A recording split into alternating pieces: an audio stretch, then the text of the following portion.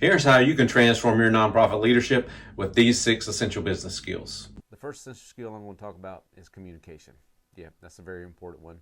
That's a skill, in my opinion, that doesn't matter what you do, how long you do it, you can always work on it, try to get better at it, and improve it. But when it comes to leading and managing a nonprofit, the first skill of communication you need to develop is your public speaking skills. Yep, that's the most fearful one most people are afraid of. You're more concerned about what people might think about you and how they might be judging either the way you're communicating or the way you look in front of the audience.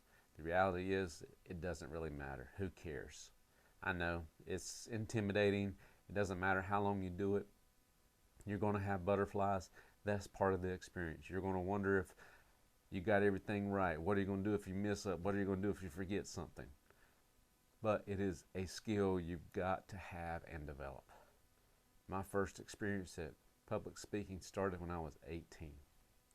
Yes, it's something I've done a lot of over the years. It's something that I still get nervous about doing. But it is a skill I've learned to develop. I was trained in it, I got experience at it, and I looked at different ways I can improve and get better at it. As a nonprofit leader, you got to learn to be able to speak in front of groups. You need to be able to have a message you can share from 5 minutes to 45 minutes. You need to be able to communicate to a variety of different groups and share that message to an audience in a way that speaks to them. Yes, you got to understand that audience at the same time. And all of this is stuff that you can learn and develop. First thing is, you got to start somewhere. Start with a low stakes opportunity. Something small, something you can handle, and grow from there. The thing is, you got to be able to communicate your vision. You got to be able to share your message. Through that public speaking opportunity, you're going to be able to get new donors, get new supporters, get volunteers, enlist new team members, people on your team to grow your nonprofit. But you got to be able to get out there in front of people and share that message and have several different ways that you can do it. I was able to do it with mine, from standing into a group of 500 for 5 minutes, or I could do it in front of them for 45 minutes. I could share a presentation to a group of businessmen, and then I could develop something and I share something with teenagers or children if I had to. And I did all of that as I was trying to grow my nonprofit, as I was trying to grow my support base and donorship. Any opportunity that I could find to get in front of people that would get my message out, get information about what I was doing, I was looking for that opportunity and taking advantage of it, no matter what group it was, because that group could lead me to connections. The other, and this public speaking skill is something you need to be able to do in person and virtually. The virtual world is growing and opportunities there. We've learned that over the past few years, so you need to be able to communicate that message clearly and effective in front of people, but also through video like I'm doing here. And you can be able to do that as well in short form or long form, and that takes training and practice at the same time. So work on those skills. The other communication skills you need to be able to have are conversational skills and telling stories. You need to be able to communicate with people. You need to be able to talk with them one-on-one. You need to be able to share those stories about your work, how it's impacting the communities you're working in, how is it helping you reach your goals. Share those stories behind it so people can connect with it. You need to be able to build those conversations with people so that you can build connections with them, and maybe they become part of your volunteer base, your supporter base, maybe they become part of your team. The other form of communication that you need to develop is your written communication skills.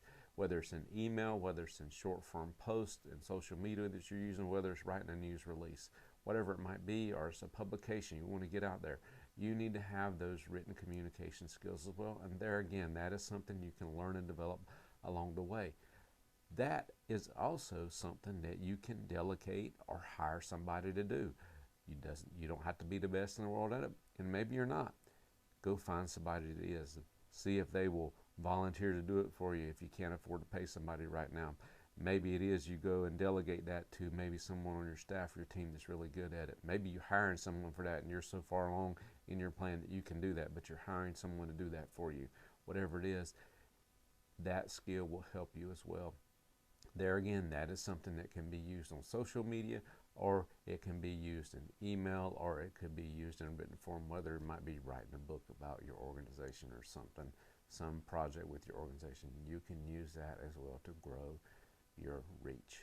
Hey, I'm Miles Street, and I work with for-profit and nonprofit leaders who have been experiencing winning moments in the past, but right now they realize they need a new game plan and they want to dominate in their industry and life. After your communication skills, the next essential skill you need to have is relationship building skills. And communication plays a really important part of building those relationships. We've already kind of talked about that and being able to have conversational skills, but you need to be able to connect with people. You got to build relationships with them. I don't care if you are an introvert. You got to get out there and be an extrovert at times. And yes, you can find time to create space for yourself and withdraw if you need to do that. But you got to be able to and be willing to get out there and connect with people, learn about them, know them, learn their family history, learn things that they like to do, connect with them on personal levels so that you can build relationships with them, and maybe they become future donors, future supporters, maybe they become volunteers. But when you build that personal connection with them, and then when you reach out to them and ask them, hey, do you want to volunteer for this event? Do you want to participate in this activity? Would you be willing to give to this or project? You can have information about them to use to lead you to them and draw that connection, because that relationship and that relationship building can lead you to new relationships as well. With that relationship building skill, that means you need to be willing to get out there and network. You need to be willing to go to certain events that will get you connected with people that will most benefit your organization, whether it is sponsorship you're looking for, whether it's volunteers you're looking for, whatever it is. But you need to be willing to get out there and network and connect with people and build those connections so that you can grow that donor base, so you can grow those volunteers at the same time. Hey, would you do me a favor? Hit that like button and subscribe to my channel. The third essential skill you need to have is strategic planning skills. Now, you can have the best vision in the world. I hope you have a big, huge vision. Lots of goals for yourself. But you need to be able to break that vision down into actionable steps. You need to have a clear, concise, actionable step goals that you and others can follow at the same time. If you can't break it down in executable steps, that vision is never going to happen for you. With that, you need to know what personnel you need and what skills you're looking for. There, your communication skills will help you with that to get those specific people. But you need to be able to develop that strategic plan so you can identify and clarify what type of people you're looking for, what skill sets do they need to have. You also need to know what resources and the time commitment you're going to need to certain activities and events and programs that you have. If you can't strategically plan that, explain that to people, you're not going to be able to get them on board. You also need to have measurable metrics to use to determine how effective and efficient your different projects, your activity, your cost. If you can develop metrics around those things, that will help you as far as your strategic plan is concerned, because you can use that as a reporting mechanism to report back to your donors, report back to your board, report back to your volunteers about the effectiveness of your projects and the impact that you're making. But you need to be able to strategically plan that in advance as well, and then develop a reporting tool and a reporting mechanism. You probably should do that at least on a quarterly basis. If you're doing things on a monthly basis, you need to be able to do that on a monthly basis as well. But you're going to have board meetings you're going to have to run. You're going to have information you want to give out to your supporters. And if you're trying to grow that organization and grow that impact and get more support, you need to have those measurable metrics defined clearly and be able to communicate them effectively through some kind of reporting mechanism. So we just talked about the essential skill of strategic planning. Your next skill that you need to have is budgeting. You need to know how to manage that money. and keep control of it. And if you don't know that strategic plan that you have, it ain't gonna happen, because your budget is going to play a part in that. Because in that budget, you're going to have identified certain funds for the various projects. You're going to have allocated funds that you want to go to certain things, and you're going to have certain restricted funds. Hey, you might have a donor that wants to give a certain amount of money and it only go to certain projects and certain events. You need to make sure that's clarified in your budget, and you need to be able to manage that. You need to be able to report on it. You need to be able to monitor it. This is something, there again, you need to do this on a monthly basis. You need to review that budget. You need to make sure you need to watch and see, all right, that donorship, is there those monthly funds that they've committed, are they coming in, are they not? You know, how much do you have right now? In the life of your nonprofit, you're going to have seasons of abundance, and you're going to have really, really lean seasons. And if you don't have that budget management skill and money management skill, you're not going to know what to do in those lean times. It's going to be easy, and you're going to overspend in the abundance time, and you're going to run out of funds in that lean time if you don't know how to manage that money. Also, that budget will help you prioritize that strategic plan at the same time. Because in that strategic plan, if you've allocated certain funds for those big projects, and you know the time frame, the people you're looking for, all that stuff that's important to that strategic plan, and you got it defined out, that budget is going to help you make that possible. And there again, that's why you need to monitor that budget along with that strategic plan. And something you ought to be thinking about right now is getting close to the end of the year. This is the time you need to be working towards increasing that budget, looking at ways how can you increase funds, and what are those strategic events and projects and programs that you have planned for next year, and get that information out there and get those funds allocated to it at the end of the year. And that way you're working those two things at the same time. After you get those budgeting skills in order, next skill you need to work on is your problem solving skill. You as a nonprofit leader managing your nonprofit need to have your own problem solving toolbox. And you need to have one problem solving tool that you use the majority of the time. One that you understand and know well. You can go out there and find a variety of different ones that you feel like you can apply to your nonprofit, because this is going to help cut costs, save you money, help you be more efficient. Okay, we talked about that budget. Well, guess what? If you're trying to accomplish big things and you got that strategic plan in place and you're trying to implement it and you got the money in place, I promise you there's going to be some hiccups along the way. You're going to have some problems you're going to have to deal with.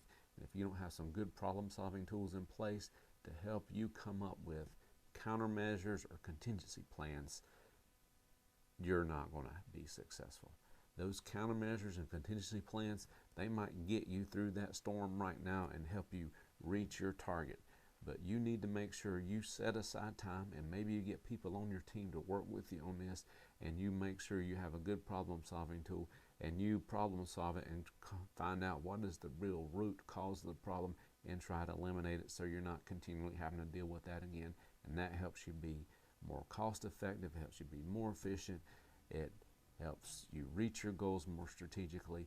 And the reality is, in life, if you're going after something big and something important for yourself, you're going to face problems, and you need to apply those problem solving tools to it. The final essential skill you need to have is delegation. You need to delegate. You need to free yourself to lead by delegating. Yes, you need that freedom to lead. And for you to have that freedom to lead, you're going to have to turn over certain projects, certain activities, certain responsibilities to other people. If you're in the early days and you're starting out and you're just a 1 or 2 man show and you got your board and you're just trying to get started, I know there's going to be a lot of things you're going to have to do until you get some people on board. But once you get some people on board, you need to be delegating responsibilities to them so that you can grow this organization. If you're going to delegate, that means you got to train. You got to train people how to do the different processes. Maybe they already come with the skills. I hope they do. And they have the passion. And those are the people you should be delegating with, those people with the skill and the passion. If you got good people and they don't have the skill right now, you need to really work on training them. If you're delegating it to that person, make sure they get the training they need so they can feel confident and comfortable that they can perform to the level that you need them to perform at. Also need to set clear expectations for them. Define those expectations clearly for them, have clear written instructions for them, design job aids, work instructions, process maps, it doesn't matter. Make sure they understand what it is you're looking for and what they need to do. If you've got it clearly defined and clearly explained and you provide them with good training, you need to define what success looks like. Develop clear goals, clear measurable metrics, goals that they can reach. If you have clear defined goals for them on top of clear instructions, clear expectations, and you provide a training with them, you're going to be much more successful. And then on top of that, if you've done all that and that person is passionate about what they're doing and they love being involved in your organization and you've invested them in this way, guess what you're going to get? You're going to get their creativity. You're going to get their best.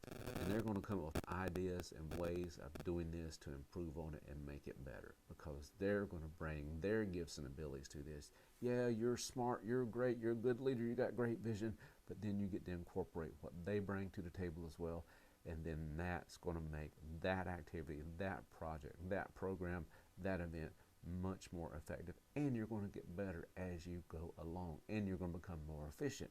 You're going to become more effective. You're going to have people who are excited about what you do and sharing that with other people.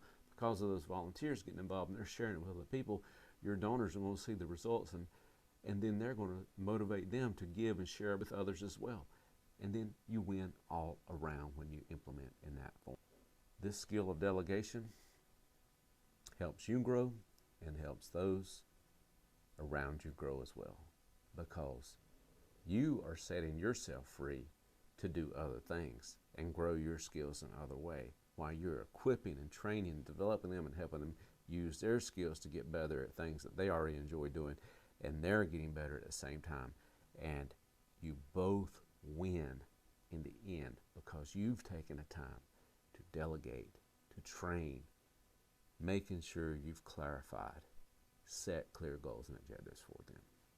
I'm Miles Reed, and I hope this video has been a benefit to you as we covered these 6 essential skills to manage your nonprofit. I'm also going to put up a video here I did of an interview I had with a friend who recently started his nonprofit in the past 2 years, and you can learn about his experience and how he got started.